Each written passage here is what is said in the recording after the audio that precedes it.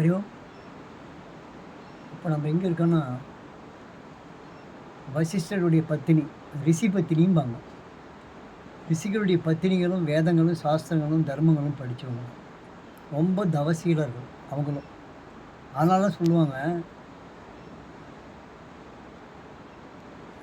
"ரிஷி பிண்ட ரா தங்காது" அப்படிம்பாங்க.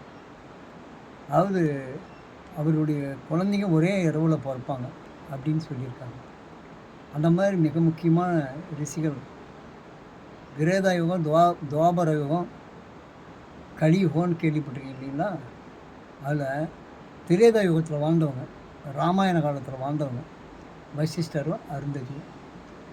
வசிஷ்டர் வந்து தசரதனுக்கு அமைச்சராக இருக்காப்புல. தசரதனே 60,000 ஆண்டு வாழ்ந்தார் அப்படிங்கிறாங்க. அது 60,000 உண்மையோ பொய்யோ நமக்கு அது தெரியாது. ஆனால் அவங்கெல்லாம் இன்னமும் வாழ்ந்துக்கிட்டு தான் இருக்காங்க. அதில் வந்து வசிஷ்டர் மிக முக்கியமானவர். அவ்வளவு முக்கியமான ஆலோசனை சொல்லிக்கிட்டு இருக்காரு. அவருடைய மனைவி இவங்க வந்து இமயமலையில் கங்கை கரை ஓடிக்கிட்டு இருக்கு. கங்கை கரை சுற்றிலையும் அப்படியே நடமாடிக்கிட்டு வராங்க. நடமாடிக்கிட்டு வந்துக்கிட்டு அங்கங்கே தியானம் தவம் பண்ணுறாங்க. அதில் அருந்ததி வந்து சிவன், விஷ்ணு, பிரம்மா 3 பேரையும் குழந்தையாக மாற்றிடுறாப்புல ஒரு பிரச்சனை இல்லை. அந்த 3 பேர்த்தையும் தான் இப்போ நம்ம தத்தாத்திரேயர்னு கும்பிட்றோம். தத்தாத்திரேயர் தான் இந்த முனிவர்கள், ரிஷிகள் இவங்கெல்லாம் இருக்காங்க இல்லையா, அவங்களுக்கெல்லாம் குரு. அதான் தத்த கீதைன்னு ஒன்று சொல்லுவாங்க.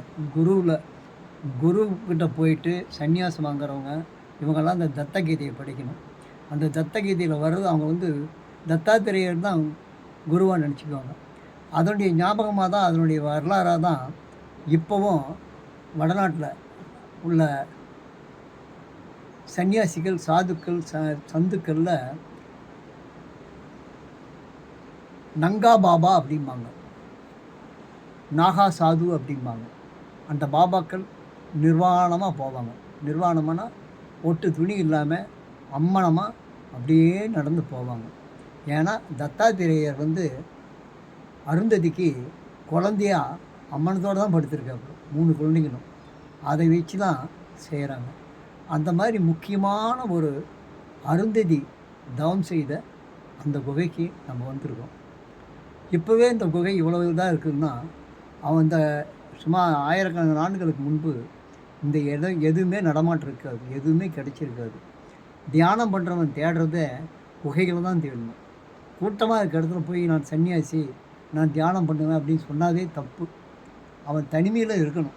தனிமையில் அது ஆணாக இருந்தாலும் சரி, பெண்ணாக இருந்தாலும் சரி. பெண்களுக்கும் அப்போ வந்து சம உரிமை கொடுத்து அவங்களும் அப்போ படித்தாங்க அப்படிங்கிறதுக்கு உதாரணம் அருந்ததி. அதுவும் இல்லாமல் மைத்திரேயி, கார்கின்னெல்லாம் மிக மிக வேத சாஸ்திரங்களை கரை புரண்ட பெண்களும் வாழ்ந்துருக்காங்க. அவங்கெல்லாம் படிச்சிருக்காங்க. அந்த மாதிரியான இடத்துல தான் நம்ம இப்போ நிற்கிறோம். அது எனக்கு ஒரு புனிதமான இடம். இமயமலை, சுற்றிலையும் மலை, நடுவில் கங்கை ஆறு போகுது. இந்த இடத்துல அந்த அருந்தையினோட குகை. அங்கே இப்போ நான் வந்து தியானம் பண்ண போகிறேன். அப்படியே ஒரு நிமிஷம் நான் உட்காந்து